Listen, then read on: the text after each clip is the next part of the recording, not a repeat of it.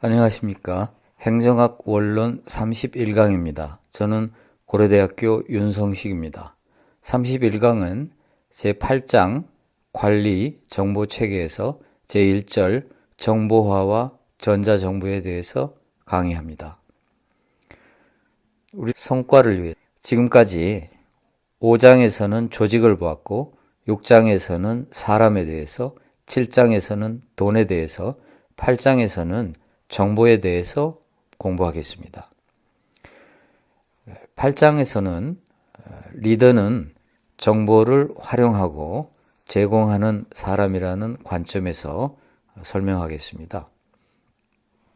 리더는 조직을 관리하기 위해서 수많은 정보를 활용해야 합니다.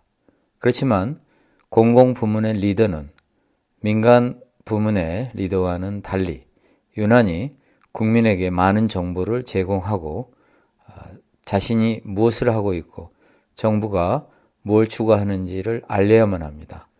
때로는 그것이 설득이고 때로는 그것이 홍보입니다.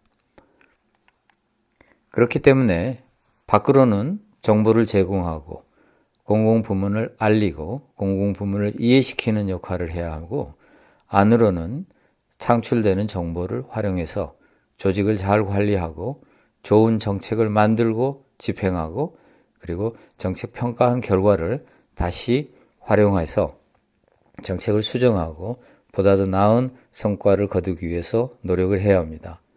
공공부문은 특히 국민이 정부에 대해서 비판적 시각을 가지고 있기 때문에 리더가 정보를 능동적으로 제공하고 국민의 이해를 구하는 일이 생각보다 쉽지 않습니다. 먼저 우리는 정보화의 기본 개념에 대해서 설명하겠습니다. 첫째, 정보화를 알기 위해서는 전산화, 정보화, 지식화를 구별할 필요가 있습니다. 전산화란 기존의 자료 등을 컴퓨터가 업무를 처리할 수 있도록 전환하는 것입니다. 따라서 자료가 컴퓨터 내로 옮겨지는 것이고 업무가 컴퓨터로 처리되는 것을 의미합니다. 정보화는 전산화에 이어 나타난 개념인데요. 자료가 다른 자료와 연결을 통해서 혹은 추가 수정 과정을 통해서 정보로 변형이 되고 체계화됩니다. 따라서 정보라고 하는 것이 여기서 창출되는 것입니다. 정보가 또한 네트워크를 통해서 이동하고 업무에 사용되고 정보의 부가가치가 창출됩니다. 여기서 핵심은 정보가 사용되고 소비되는 측면입니다. 지식화란 정보화의 연장선상에 있습니다. 구성원의 지식을 흡수해서 구성원끼리 서로 공유함으로써 조직의 지식 수준을 높이고 혁신과 경쟁력을 극대화하는 데 있습니다. 우리는 전산화, 정보화, 지식화를 구별하고 그리고 전산화해서 정보화를 거쳐 지식화로 이어지는 단계를 잘 파악해야 되겠습니다. 두 번째, 정보통신 기술은 행정혁신의 중요한 수단입니다.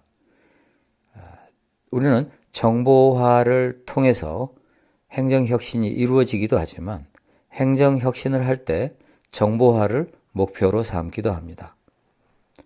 세 번째, 정보화 이전에 업무 처리 방식의 구체적인 모형을 설계해야 합니다. 우리는 잘못된 업무 처리 방식을 정보화하면 속도는 증가하고 약간의 효율성은 높아지지만 업무 처리 방식이 잘못된 것은 변하지 않습니다. 정보화를 한다고 해서 업무 처리 방식이 개선되는 것은 아닙니다. 잘못된 업무 처리 방식을 정보화하면 여전히 잘못된 방식일 뿐입니다. 그렇다면 네 번째, 업무 재설계, BPR은 뭘까요? 바로 업무 재설계란 새로운 업무 처리 방식을 설계하는 것입니다. 즉 전산화를 하고 정보화를 하고 지식화를 하려면 기존의 업무 처리 방식을 그대로 두고 해서는 안 됩니다. 그래서 비즈니스 프로세스 리엔지니어링이라고 하는 말은 바로 정보화를 하기 전에 업무를 재설계해야 된다는 뜻입니다.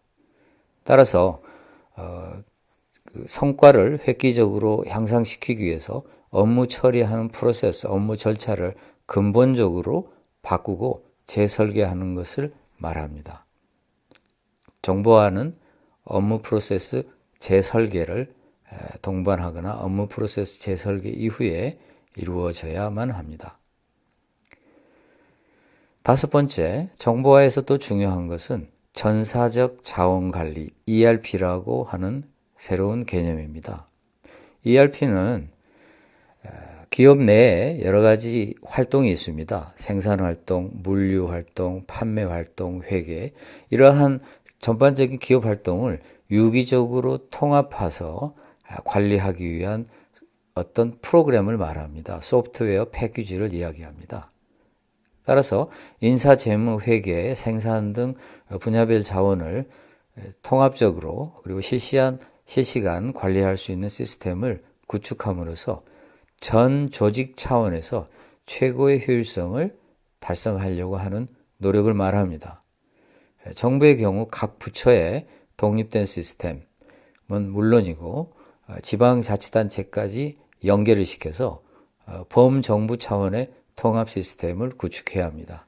그래서 모든 부처의 시스템도 연결되고 지방자치단체까지 연결되어서 최고의 효율성을 달성할 수 있는 공공부문의 통합적인 시스템을 구축해야만 할 것입니다. 이것이 ERP라고 볼 수 있습니다.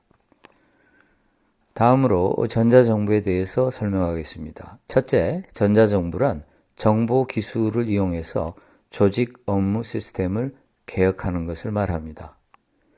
미국의 정의를 한번 보면 정보 기술을 이용해서 정부의 행정 조직, 업무 시스템을 효율적으로 개혁하여 정부의 행정 능률을 최고로 하며 국민에 대한 정부의 각종 정보 및 행정 서비스가 언제, 어디서, 어떤 방법으로든 국민에게 효과적으로 제공될 수 있도록 하는 정부다. 이렇게 정의하고 있습니다.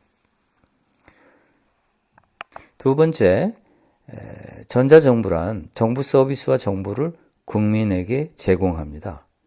이렇게 국민에게 정보를 제공하고 정부 서비스를 제공하면 행정 효율성과 국민의 만족도가 증가합니다. 이것은 궁극적으로 전자민주주의를 향해서 나간다고 볼 수 있습니다. 전자민주주의에 대해서는 나중에 다시 설명하겠습니다. 한마디로 전자정부란 정부의 많은 일을 전자적으로 처리하는 정부입니다. 우리는 운전면허증을 취득하기 위해서 운전면허 시험을 보고 필요한 정보를 창구에 제출을 하면 금방 운전면허증이 발급되는 것을 체험할 수 있습니다. 과거에는 굉장히 오랜 시간이 걸렸었는데 지금은 전자정부가 구축이 돼서 이러한 운전면허증 발부 서비스가 굉장히 획기적으로 빨라지고 정확도도 매우 높아진 것입니다. 따라서 행정의 효율성도 높아지지만 국민의 만족도도 증가했습니다. 그것뿐만이 아닙니다.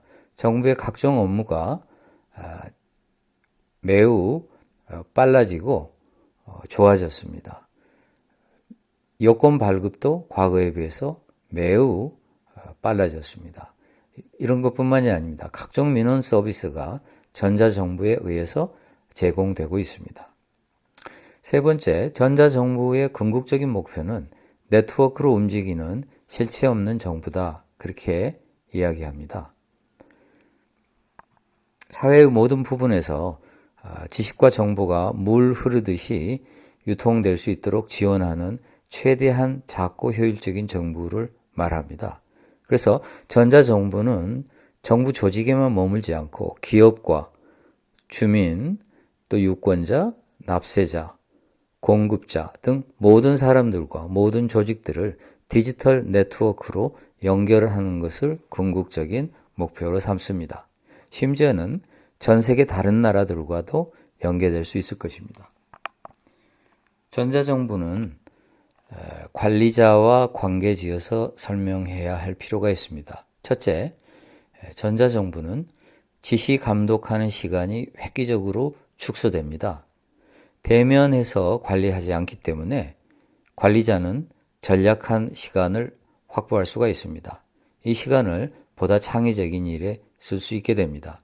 지시 감독하는 시간의 획기적인 축소, 이것이 전자정부가 관리자에게 가져온 변화 중에 하나입니다. 두 번째, 정보화가 단순 작업을 수행하기 때문에 이제 단순 작업을 수행하는 그러한 공무원은 점점 덜 필요하게 됩니다. 오늘날 인공지능의 발달로 인해서 이제는 웬만한 일은 인공지능이 수행할 수 있게 됐습니다. 따라서 컴퓨터가 할 수 없는 일, 즉 인공지능이 한계를 갖는 일을 할 수 있는 고급 인재가 필요합니다. 세 번째, 전자정부는 지시 감독하는 시간이 획기적으로 줄어들기 때문에 적절 감독 인원이 증가합니다. 즉, 한 사람이 감독할 수 있는 인원이 많아지는 것입니다. 옛날에 관리자가 대면해서 10명을 관리했다면 이제 전자정부를 통해서는 30명, 40명까지 관리할 수 있습니다. 그러다 보니 10명, 10명씩 관리하다 보면 계층이 많아지는데 이제는 여러 명을 관리할 수 있기 때문에 중간 관리자가 그다지 많이 필요하지 않습니다. 예를 들어서 100명을 10명씩 관리하면 10명의 중간 관리자가 필요했었는데 이제는 30명씩 혹은 40명씩 관리한다면 2~3명의 중간 관리자만 있으면 되는 것입니다. 네 번째, 최고 관리자는 여전히 피라미드형 조직 위에 존속하면서 네트워크를 통해서 통제합니다. 네트워크를 통해서 통제하더라도 피라미드형 조직은 계속 존속할 수밖에 없다는 것입니다. 피라미드형 조직은 결코 사라지지 않습니다. 우리의 마음과 정서는 결코 계층적 조직이 아닌 조직의 관념을 결코 수용할 수 없을 것이라고 합니다. 우리는 항상 자동적으로 계층적으로 생각하는 경향이 있기 때문이라는 것입니다. 그렇지만 피라미드형 조직은 매우 완만하게 수평화될 것입니다. 최고 관리자는 네트워크를 통해서 통제하게 되기 때문에 피라미드형 조직은 기존의 피라미드형과는 다른 그러한 피라미드가 될 것입니다. 전자정부는 어떻게 미래로 발전할까요? 첫째, 미국의 경우 연방정부, 주정부, 지방정부는 이미 CIO라는 직책이 존재합니다. Chief Information Officer라는 직책은 전자정부를 총괄하는 책임자입니다. 앞으로 정부의 모든 일은 전자적으로 처리될 것입니다. 그렇게 되면 CIO의 임무도 점점 중요해집니다. 두 번째, 정부 내의 모든 공무원과 조직을 IT 기술을 통해서 하나로 연결 통합하면 궁극적으로 기업과 시민을 연결해서 한 국가를 연결하는 하나의 시스템을 구축할 수 있습니다. 먼저 공공부문의 통합, 그리고 공공부문과 기업, 시민을 연결, 그런 다음에 다른 국가까지 연결할 수 있을 것입니다. 세 번째, 정부가 공공부문 정보, 빅데이터를 포함한 공공부문 정보를 제공하면 기업이 활동할 수 있는 새로운 생태계를 조성할 수 있습니다. 예를 들면 샌프란시스코의 경우는 기차 노선과 스케줄 자료를 민간에게 제공했더니 민간 기업들이 10개의 휴대폰 앱을 개발했다고 합니다. 네 번째, 인공지능이 정부의 많은 업무를 담당하는 시대가 되었습니다. 이제 인공지능이 장착된 로봇가 민원인을 상대하는 시대가 시작이 되었습니다. 이상으로 행정학 원론 31강을 마치겠습니다. 저는 고려대학교 윤성식입니다. 감사합니다.